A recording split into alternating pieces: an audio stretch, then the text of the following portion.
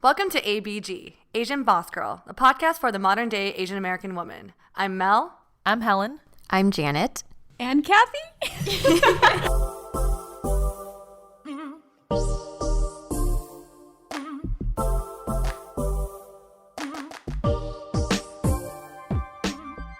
Babies, babies, babies. In the last episode of Season 1, Episode 12, Labor of Love, we focused on the topic of babies.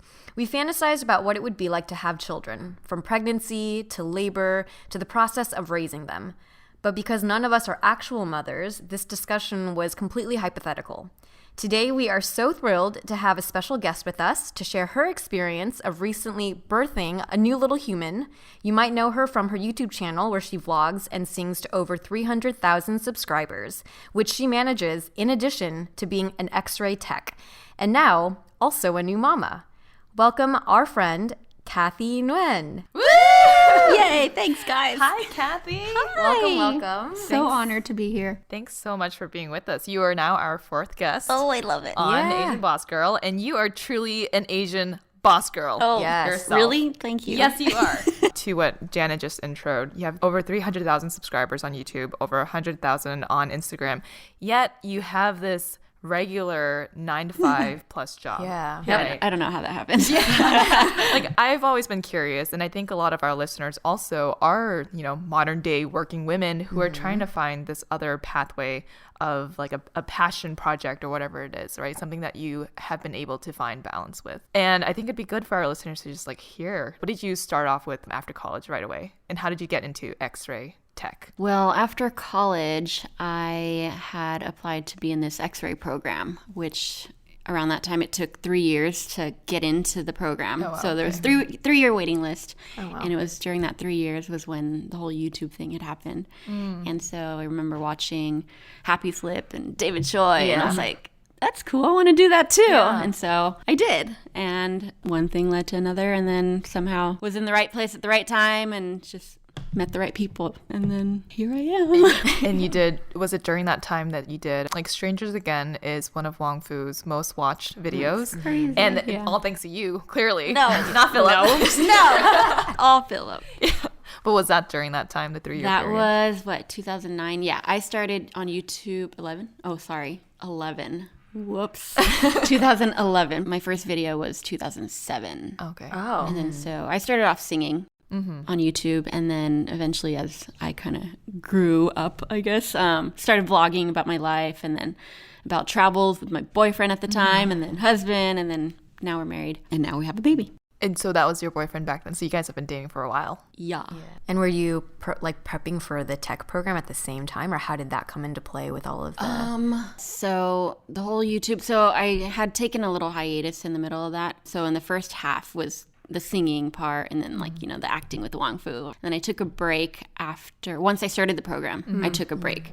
So that was 2-3 years. And then it was when around the time we were about to get married, I was like, I want to start vlogging. We're traveling a lot. I want to do little travel vlogs and videos and kind of start easing back in again. And so that's what I started doing. So I was like, hey, welcome back. It's me. So I posted traveling videos and little vlogs. So I guess I kind of grew up from the singing phase to now the married and being a mom phase. How many years were you in X-ray tech before you decided to come back to this YouTube community? I was, maybe about 2 years in, 3, 4, 5, 4 After years that, in. were you a few years in, yeah. Were you itching to get back? You're like, oh, I used to was. do this I thing. missed it. I missed the scene. I missed the people. I miss meeting new friends and traveling and all that stuff. It all came with it, and it was fun when it had happened back then. So I was like, I want to do this again. Yeah, I think that's really cool. And I think people probably really missed you too, that used to follow you. And did you lose subscribers during that time, or was it just... I honestly don't know. I never really looked at the That's good. numbers. I just did what I wanted to do because I enjoyed it. I didn't care about the number. I didn't have a long-term goal of being full-time music person,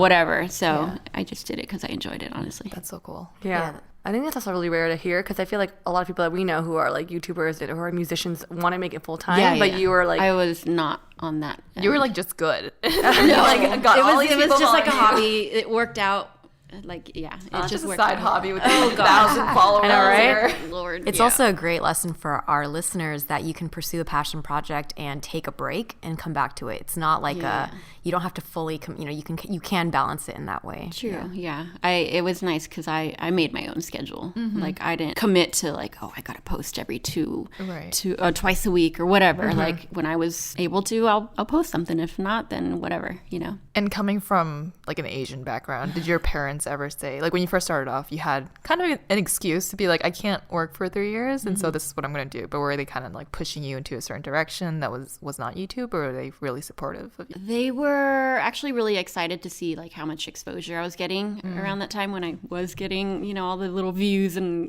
people recognizing me and stuff. So that was cool. They were supportive in that way. But, in the back of their mind, they were also like, this is just a hobby too. Yeah. You got school coming up. Yeah. So, so knowing that in the back of my mind, how they felt I didn't pursue music full time, just knowing that in the back of my head, I didn't give my all. And then now that you're kind of back into it, are they like still, because you're still working your normal job I am. now. So I am working as an X-ray tech now. I think now that I am actually working, like I don't think that matters anymore. If it works out, it works out, But I myself am not reaching for that anymore. And the X-ray tech job, it's like a full-time 40-hour. It can be. I don't work full time, so that helps. yeah, it does help. I think I've always just been like, how is she able to like do both? Because like even for us in this podcast, we're like, holy crap, this takes a lot of work. Oh my and God, like yeah. here you are editing your vlogs and like actually vlogging and like creating content. And I think you're just like a super talented person. So you're able to like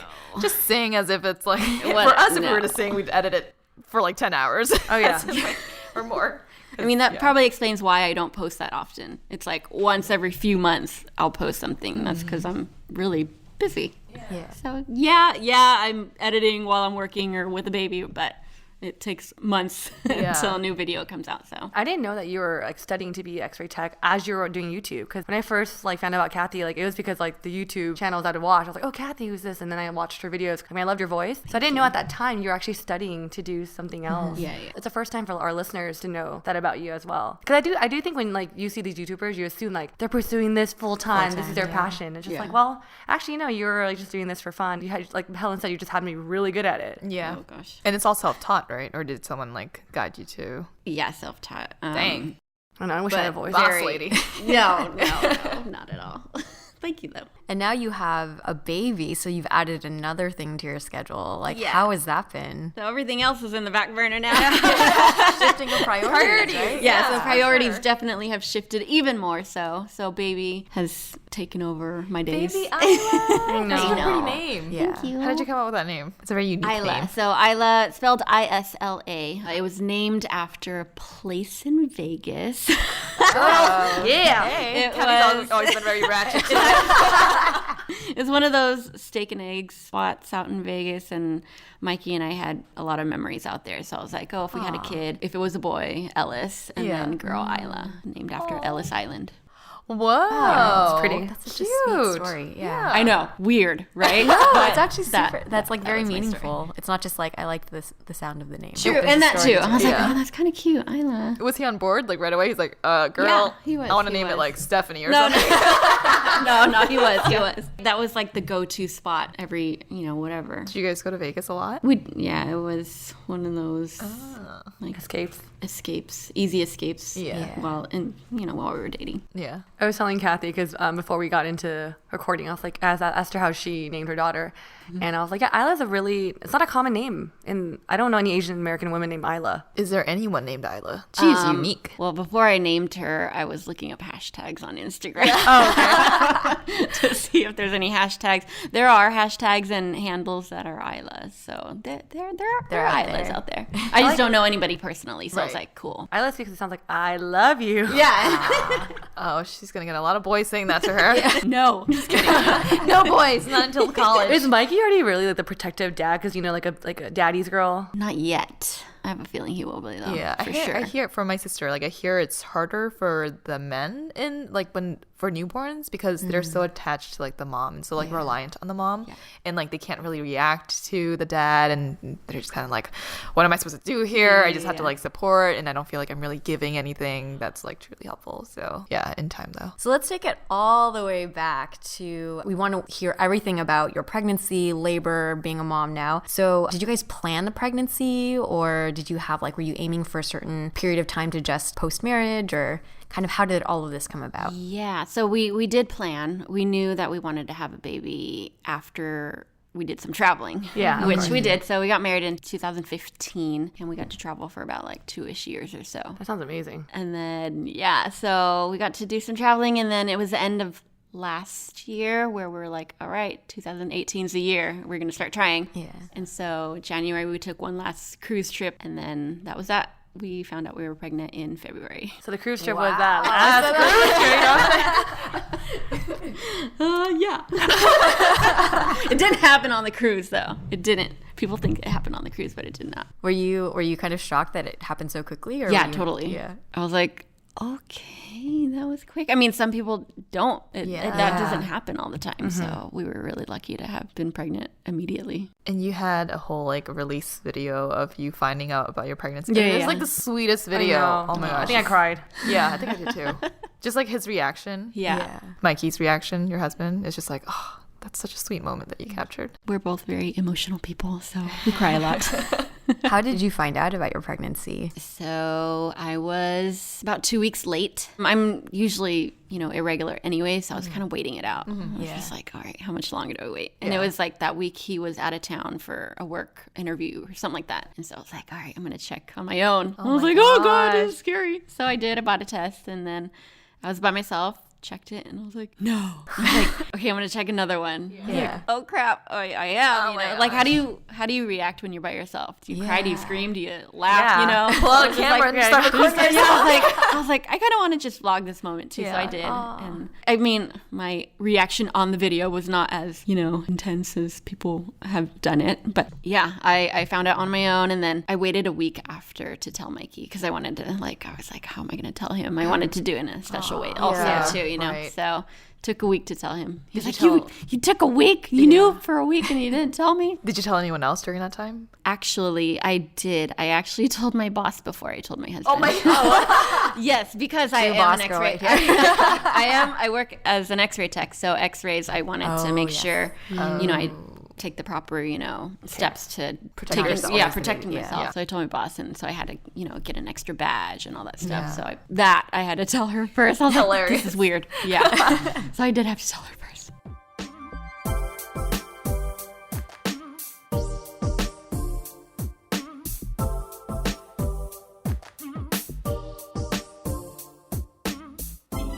So Kathy, when you're younger, did you have a certain age that you envisioned having kids by, or it was just like it didn't matter for you? I think we all had some sort of timeline, unrealistic Like timeline. 26, right? Mine was married at 25, kids at 27. And What do you about mind guys? sharing your age with our audience? Yeah. I'm just kidding. I just turned 31. Baby. Yeah, I'm 31 You too. guys are... You're 31, you're married, and you have a baby, so.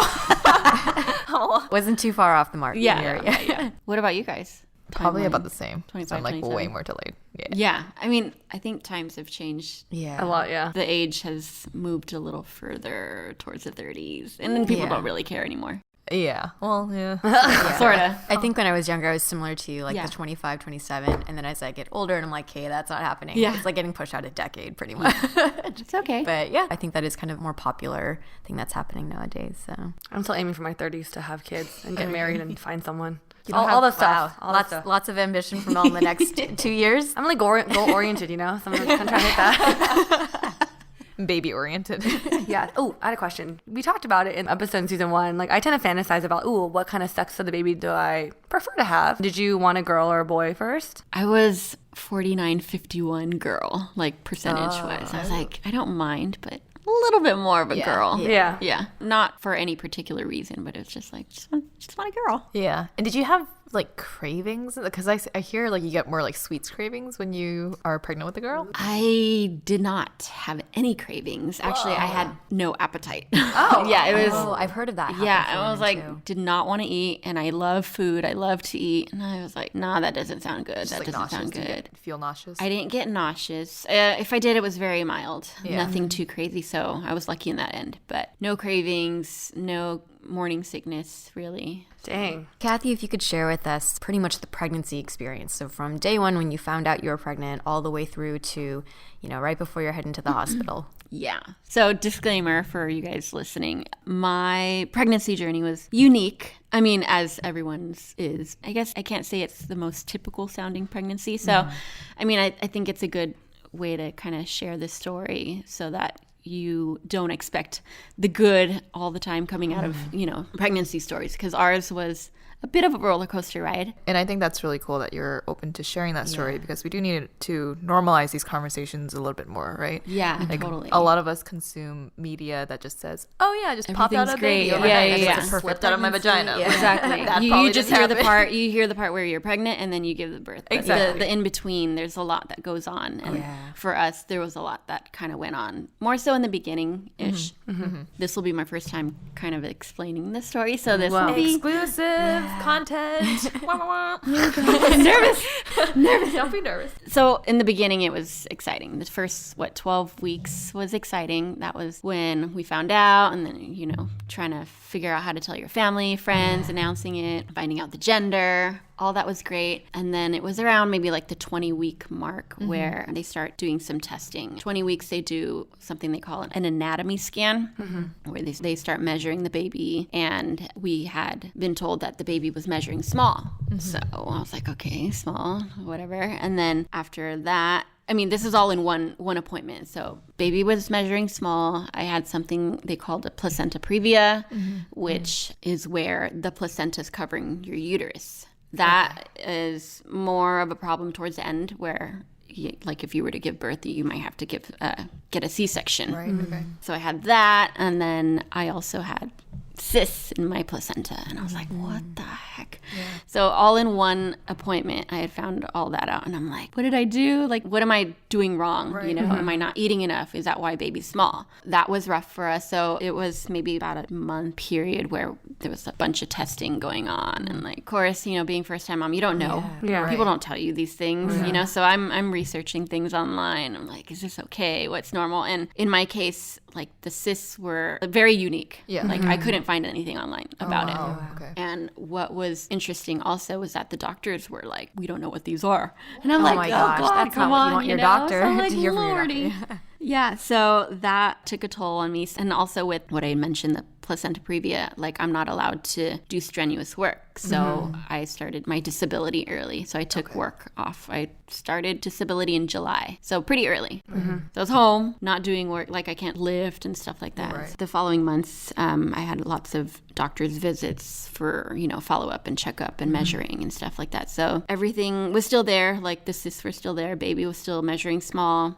Like I had said, I had no appetite, no anything. So towards the third trimester, they do the diabetes test, your blood sugar test. And then I got gestational diabetes. So on top of all that, I'm with diabetes. And then they're like, all right, you need to be on the strict diet. I'm like, I don't already want to eat anything. And now you're putting me on this diet where I can't eat anything. So I was like, oh my gosh, that was like the cherry on top of it Was all, that parts of the cause of the other three things before that they didn't? So this is a new and thing. with the diabetes thing, that usually happens, or it runs in the family. Like if your mom had it, then you're most likely to have it. But my mom didn't have it. And I'm like, why do I have it? So I'm like, a lot of things where I'm like, why me? Why me? Right. Yeah. So I was going through some rough times in the middle there, but you can just imagine how emotional I had felt. Of course. You know? Sure. And you're like isolated by yourself at you're- home. Like, yeah. And I feel like when you're in that situation, like no one's there and you're like just running thoughts through your mind. Like I never heard about this like side of pregnancy before. Yeah, so it was a lot, but that was the pregnancy experience from the beginning till the pre-birthing part. And then the doctor didn't have any like solutions for No, it either. it was just monitoring the placenta of the baby. At 38 weeks, I had an appointment, and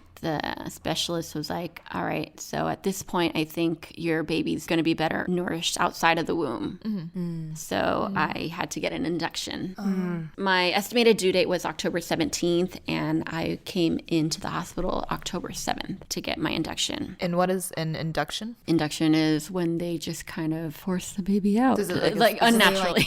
They like put you into labor. essentially, Yeah, right? pretty much. Like through medications. Was it trying to dilate? C-section? No, C-section? no, thankfully not. For me, in my scenario, if it had gone any longer, I felt like it was going to go into C-section. But after I was in the hospital for about 34 hours.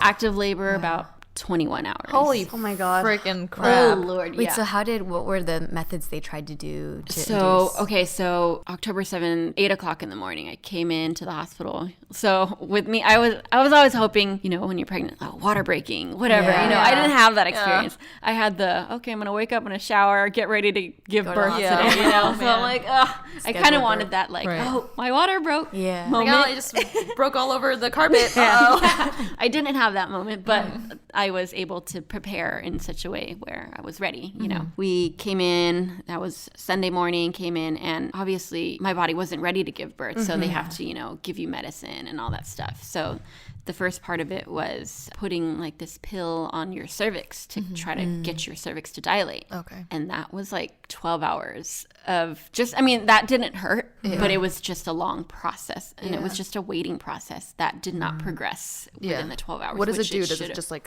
contract the muscles or something to like open? Or I guess widen? so, yeah. Yeah. I didn't feel anything. They would just insert a pill Yeah. right on the cervix every however many hours. Okay. Wow. And after like the 6th hour or whatever, 10th hour, it's like, oh, you're still barely 1 centimeter dilated. gosh, and I'm yeah. like, and you have to get to 10 to give birth. So I'm like, all right, 12 hours is gone. So this is now 9 o'clock at night on that Sunday. And they end up putting a balloon catheter in now at this point. And that pretty much is trying to also, open up the it up. cervix. Yeah. So when they put the balloon in, they also started the Pitocin, which is a contractions medicine. Okay. That's when you start feeling the pain. Yeah. Oh gosh. So I was really nervous. I didn't know about this whole balloon thing. Pitocin, you don't know how contractions feel. I don't know. So I hear it feels like a really bad cramp. yeah, Like a period and cramp. that's when it started. So 9 o'clock p.m. when they put the balloon in. So the balloon is supposed to, if all goes well, if I get dilated, the balloon's supposed to slip out at 6 centimeters. Okay. So throughout the whole night, I was like, the nurse would come in and try to tug on the balloon and it wouldn't come out. So I'm like, I'm still stuck at 1 centimeter, Yeah. Oh my like gosh. I was, getting discouraged and, sad. I'm like, come on, I'm tired. I just want to get this baby out. The Pitocin medicine started kicking in around like 10 o'clock. And for a good 5 hours, I was going through consistent contractions every few minutes. And it was like, mad, like Holy menstrual crap. cramping. I Yeah. was like, oh God. And then you're fine. And then you can talk Yeah. normally. And then it's like, oh gosh. And then it's like, okay, you can breathe for another minute. And that went on for a good 5 hours. And the thing is, I didn't know that I could take pain medication at I the was time. gonna I say, didn't know. epidural? I thought, well, No the one epidural informed. isn't until you get to like 6 or 7 okay. centimeters So you have point. to wait till a certain point. Yeah. And in my mind, I was like, I got to wait till I get to that point to start getting any type of pain medication. Yeah. But little did I know I could have had some sort of pain medication this whole time. So from 9 to they did say, "Oh, do you want pain medication?" But I was like, it hurt, but I was like, to what point should when I do you make start that call? Yeah, when do I make that call? And so it was 4 a.m. at this point, like consistent. We were awake every like 2 minutes. Oh my gosh. And thankfully, Mikey was really patient. I was just like, oh. You're like cuffing him, like fuck. Yeah, I was just in pain. He's like rubbing my back. I wasn't screaming or anything. It was just like moaning and groaning. Like ripping his hand off pretty much. Yeah, I wanted to. So 4 o'clock, and then finally I was like, the pain meds, give it to me. And I was like, man, I feel so much better now. Shit, should I have done was this able like to 5 hours ago. I was able to take like a 2-hour nap. So 6 o'clock comes in, our doctor comes in, and she checks, and she pulls out the balloon. And I'm like, wait, I thought the balloon was supposed to slip out, So she pulls it out, and I'm like screaming. I think I screamed more there than in actual. I didn't scream at all. Was it because it was painful? Yeah, it was painful. It was just, the balloon was still inflated in your cervix, Yeah. so she like kind of it out. And I was like, oh, God. Yeah. So I was screaming, and she's like, oh, you're 6 centimeters. And I was like, oh, You just okay. forced So, the 6 yeah. So at that point, I was like, okay, all that, I'm at 7 now. That's great. So that's when, the whole process was progressing in that point where I got my epidural. And yes, I planned for the epidural for sure. Like, who wants to go through pain? I don't know. But my mom didn't. I'm like, how the heck did you not? Props to all those mothers out there who did not. Seriously. And do there's actually a anything. point where if you don't want it, It's too late. It's too late, right? Yeah.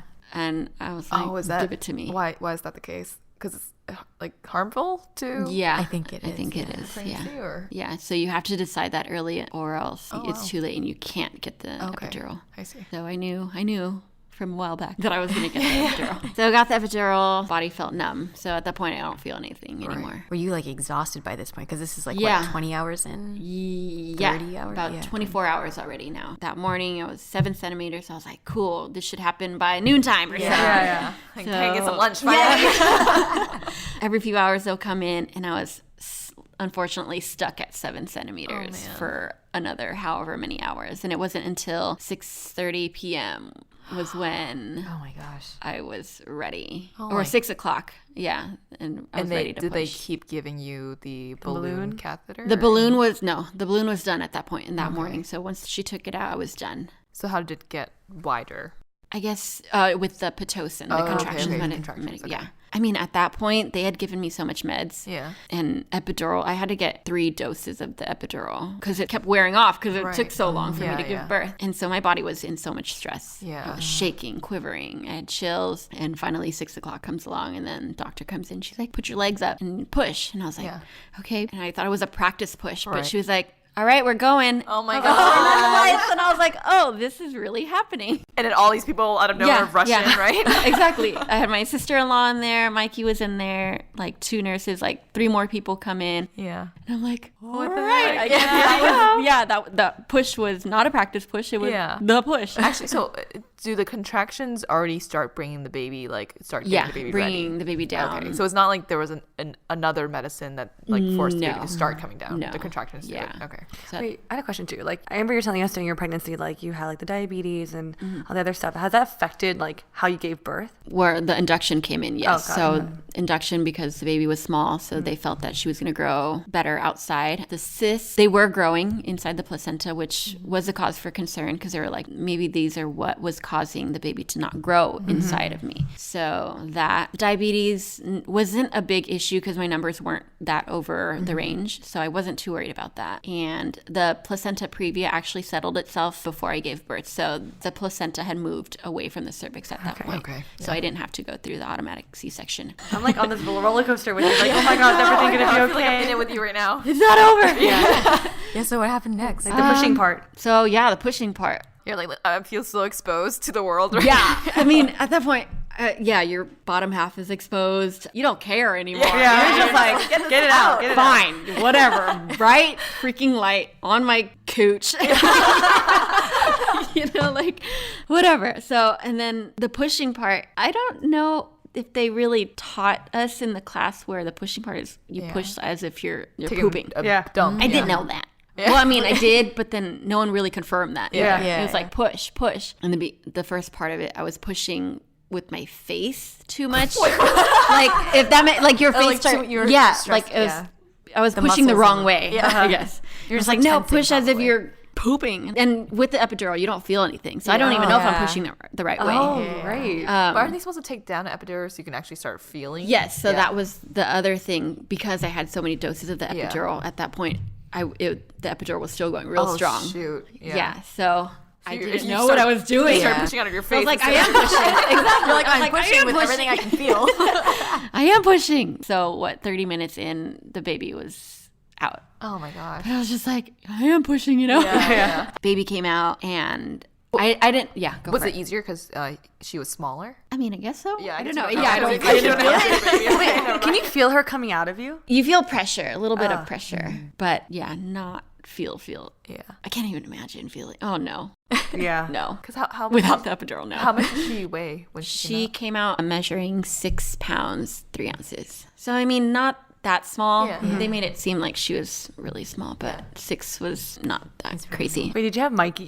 Did you have a preference for like, you don't go down there, or don't look down there, or like, did you want him to stay near? Yeah, like, what was the conversation with your husband? I didn't mind if he was on either end, but I wanted him towards the head, supporting me, yeah.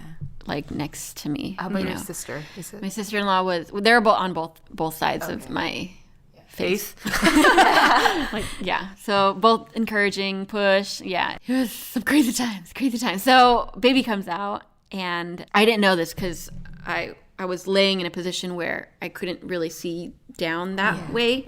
But I found out after that the cord was wrapped around her neck. Oh my gosh. I know. So the doctor took the cord out, unwrapped her real quick, and put her on my chest. And I was like, my first reaction was, so much hair. She has so much hair. And I was like crying, obviously. You know, this whole experience led to this moment. And I was like, Finally. crying and sobbing really hard. And then they started wiping her, and then they're like, her color is not changing. And then at that point, you're supposed to hear the baby cry, you know? Yeah. She let out a little tiny cry at first, but the doctor took her back, had Mikey cut the cord, and she was like, call the NICU people coming in. Frick. And she was like, call for help.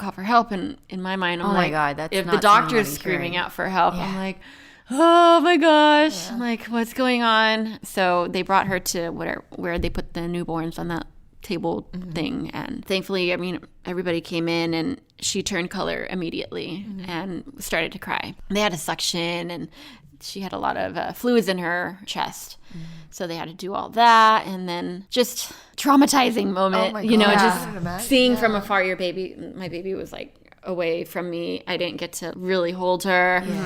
And then they had to take her to NICU right away. They, you know, cleaned her up, brought her over to me one last time, and I got to kiss her before she left.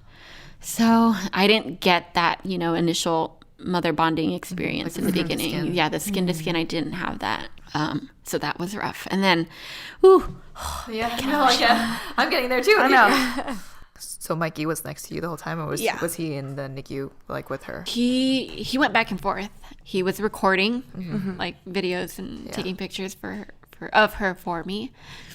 Crying, guys. No, I think this is the first time you're like really talking about it too. Yeah, totally. I can't even imagine what you had like to have gone through all of that and then not be able Exactly. to just like that was The going moment. through it. Caress Yeah, and- I was like, yeah. come on, like this is my time for her, you know. But I couldn't get to see her, and then on top of that, I had a fever, and Oh, no, so you with the yourself- fever, they needed me to be clear 24 hours before I could even go see her. So everything had gone okay. Like I would have been able to see her in the NICU within the same night, but I couldn't because I had a dang fever. Yeah. So I had to wait another 24 hours to get that clear before I could even go see her. So even more of a delay, you know? So I was where I was at the hospital, they provide this like little live stream. Okay. So they have a little camera on the baby in the NICU, and I was just watching her through a camera on a little iPad. Yeah. And then, you know, occasionally Mikey would go down and take a little video and all that stuff. So I got to see her in that way, but yeah, that was super rough. But after the 24 hours, finally got to go to NICU and go see her, and that was the moment I was waiting for, you know. And to was finally that hold like her. your fever passed in 24 hours, or it was just The fever had passed within the first like hour, but because I had to be clear. They had to check me every few hours. Like you got to stay clear of the fever before you can go. of course, yeah. Holy shit! Like tearing up your girl. Yeah. What a so strong mama. It's like everything that you Yeah. don't want Yeah, to so happen many- Exactly. has happened, and you can't prepare yourself for any of this. You don't hear a lot of stories like this either to prepare yourself for it, Yeah. and you're just like, why me? yeah, Right? exactly. Were you reaching out to people during that waiting period, like texting with friends or calling with friends? Yeah, I had like a handful of like close friends and family that we had told everything to, like from, you know, all the stuff in the in the middle and the between, so that, you know, they were supportive and, you know, praying for us. And so only a handful of people knew like what we had gone throughout the whole pregnancy and like all this to top it off, you know. luckily we have a good support system to get us through everything. So that moment when you held her, you're just like, do not Finally. ever take her away from me ever And again. it was hard because I'm tired too. You know, like You haven't not slept. no, yeah, exactly. I haven't slept. I'm recovering. I'm in pain still. So like as much as I wanted to be with her forever, like in the NICU, like I was exhausted too. So I was in there for maybe like an hour, and then I got like this like big old yawn come upon me. I'm like, I'm so tired. I want to be here, but we went back and I just slept. And how long was she in the NICU for before you could take her home? 3 days. And were you in the hospital? I those was, 3 days as yeah. well? So I had some antibiotics I needed to take as well. So I needed a few extra days as well. Yeah. So we both were in there, and I didn't want to go home. I was ready a day ahead of her to go home, but we stayed an extra day to wait for her because I didn't want to go home empty-handed. Yeah, no, for sure. So yeah. Dang. Oh, Oh, the end. Well, sort of. The end in that part. oh my gosh.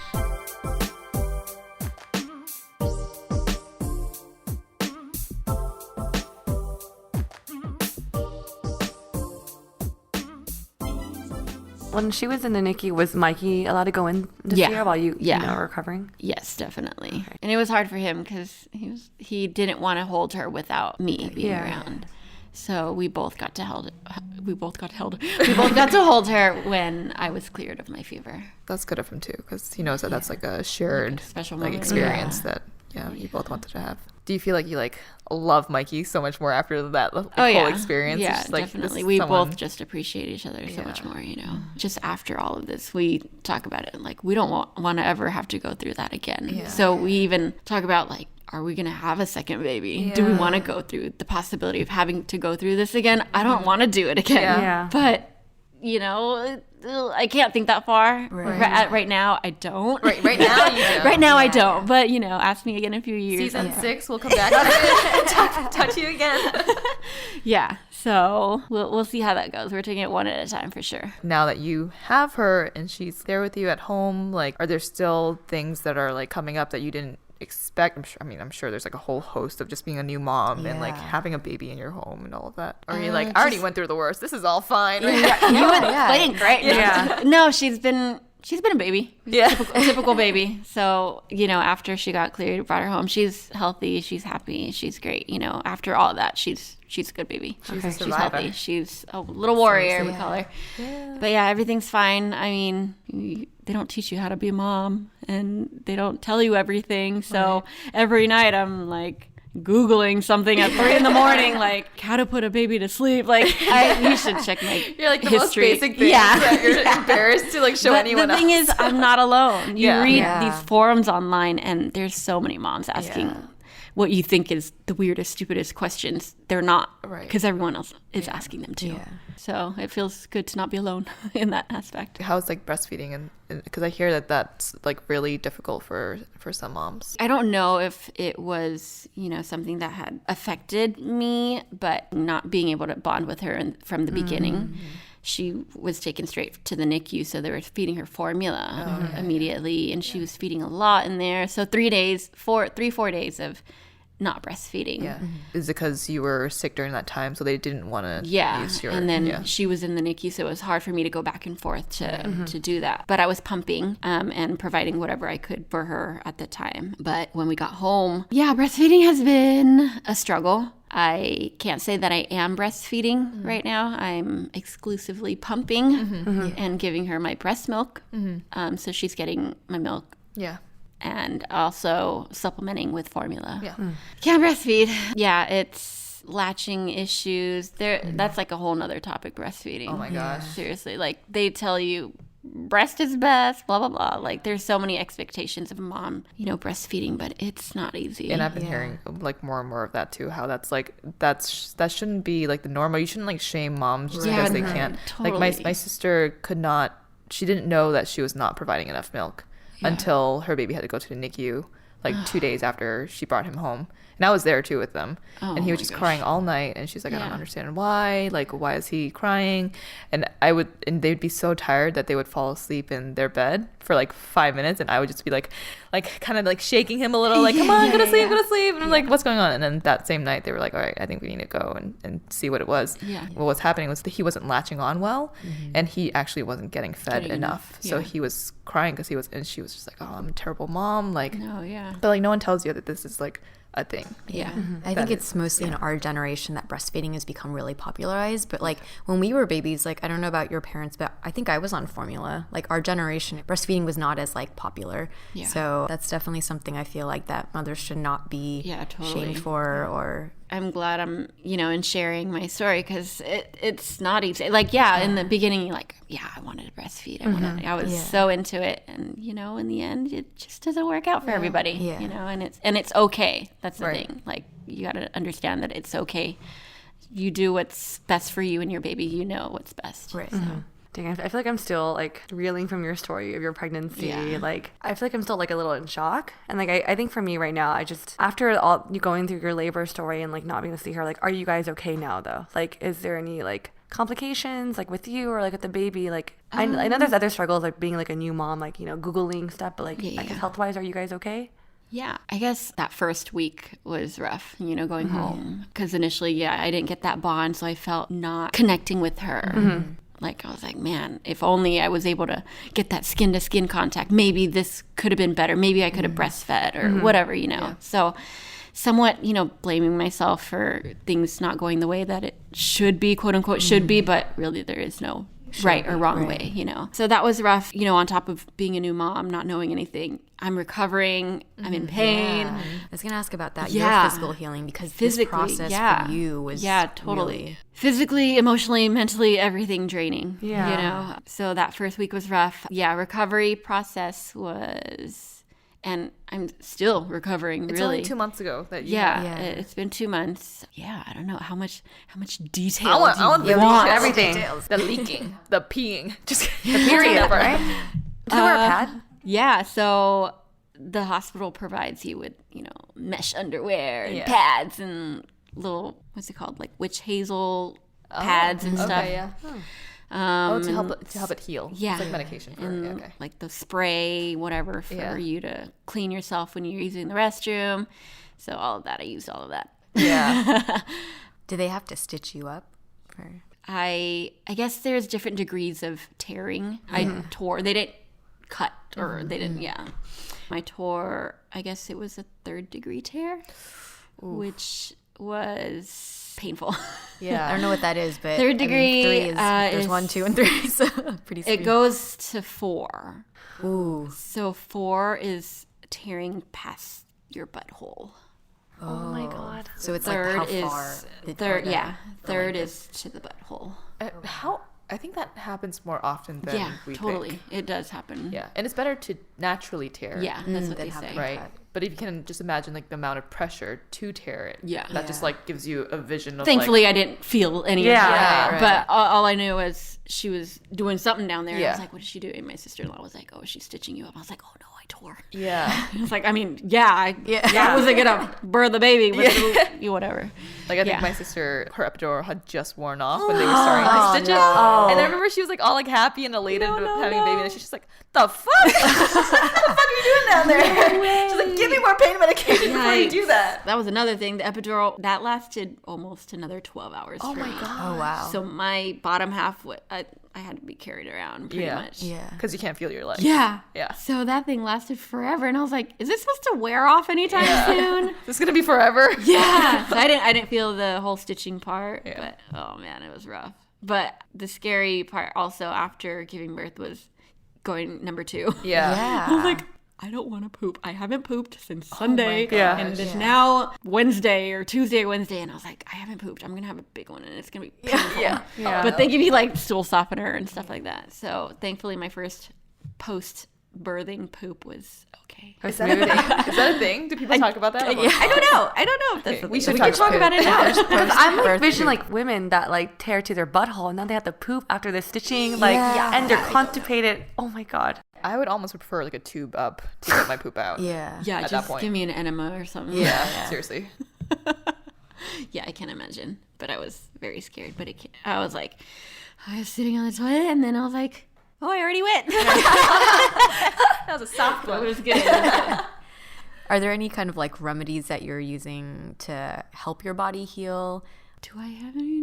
Nothing that they don't tell you to do, really. Yeah. I'm doing like, what they give you and provide you, the little pads and stuff like that. I mean, naturally it'll heal on its own. You can't really do anything to speed the process, unfortunately, but it takes time, and I'm maybe like 80% healed. Oh, wow. So like how long of a time period does it take for it to like usually all heal up, like all the stitching? Stitching, I think about like 6 weeks or so. Okay. Yeah. And that, they say, like, just dissolves. Like, the stitches Oh, yeah, I was going to dissolve. ask you, where you got to pull that out. Yeah, I was like, are they gonna They dissolve? yeah, I guess they have it dissolves. Weird. I Do you know. check and like I have not. grab a mirror? No, you know what? I have not looked down there Yeah. forever. Really? Since, yeah. You're gonna go I didn't home want to today? see what it looked like post Yeah. birth either. I was like, oh no, just let it be. Yeah. You're going to go home today, grab a mirror, and just stand over it. Like, Agent Boss Girl has made me think about what my stitching looks like right now. Like, I don't want to know. I don't want to look at it. Yeah. As long as it feels fine, then I'm okay. Does Mikey look at it? No. She's probably like, you stay away. Yeah. I'm not I would looking. feel like You're that not looking. too. Oh my That god. has not come up at all. Far from any type of conversation we've had. Check my stitching.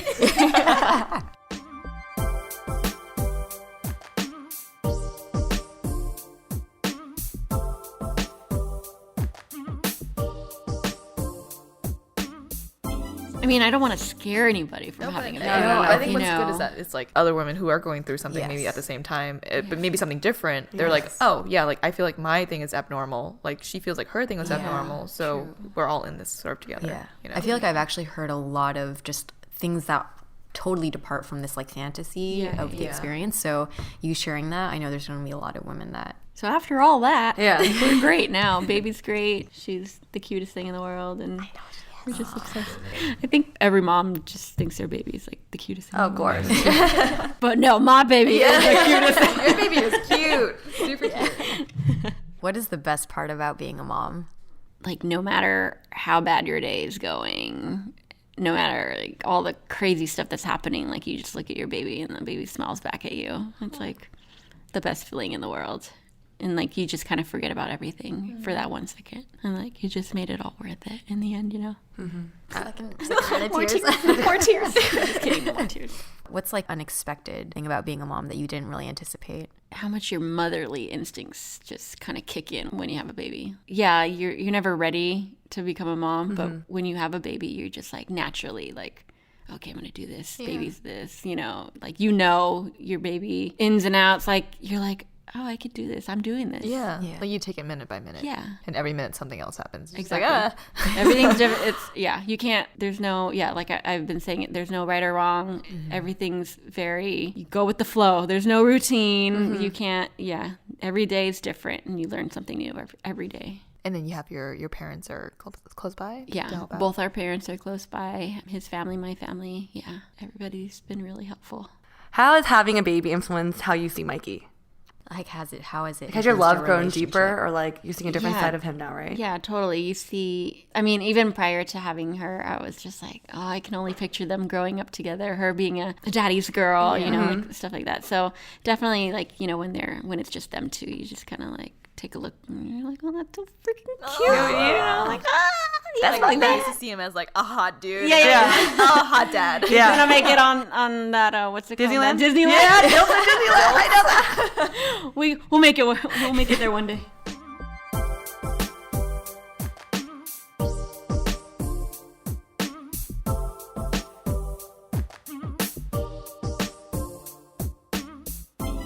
Cathy, thank you so much for being here with us today. I think hearing your story does also give just a lot of awareness that Like being a mom, going through pregnancy, it's a lot more difficult, and people go through abnormal things, right? That you think it's like because of you or whatever, but I think everyone goes through this at the same time. So you being vulnerable here today and just sharing your story, that's so immensely significant to so many people, including us as like future moms too. That makes us feel like whatever we go through, it's like, it's okay. Like you're gonna, like now you're at the other side and you're like so happy. You have this like cute ass little girl, like growing up. It's incredible to see that journey and where you are now. So thank you guys for this platform to share the stories. And I guess from here, you still are pursuing like your YouTube stuff, and you're still trying to like balance your job, and you have a kid now, and being like a wife, and that's so many different like hats that you have to fill. Is there anything, can you just share? one hat bigger than all the rest. Right. One hat's more important than everything else. Is there anything you can share with us about kind of thinking ahead of how are your plans with like returning to work, or balancing with YouTube?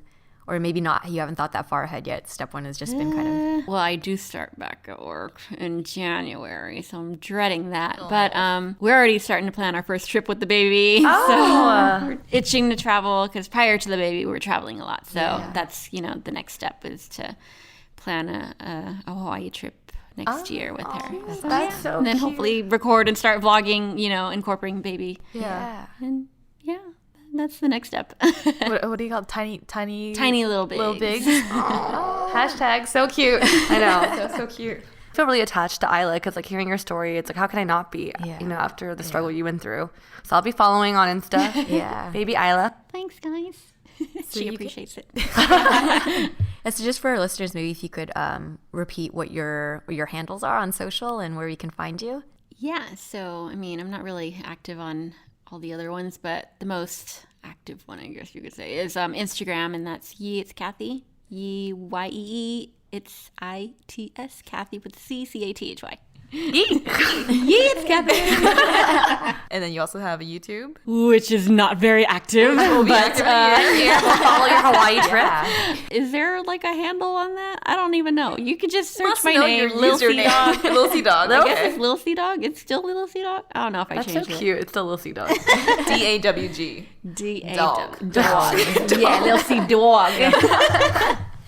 Thanks again to Cathy for sharing her wonderful story with us. If you guys have any stories around your pregnancy experiences or labor or being a new mom, please email them to us at asianbossgirl@gmail.com. We'll make sure to send those to Cathy as well so she Yes, could read. please. Yeah. I would love to read everybody's experiences. And if you guys enjoyed today's episode, please leave a baby emoji on our recent Instagram post. And you can find us on Asian Boss Girl on Facebook, Twitter, Instagram. We are also on iTunes, Spotify, and all of your podcasting platforms. So leave us a rating and a comment, and we will see you on the next episode. Bye.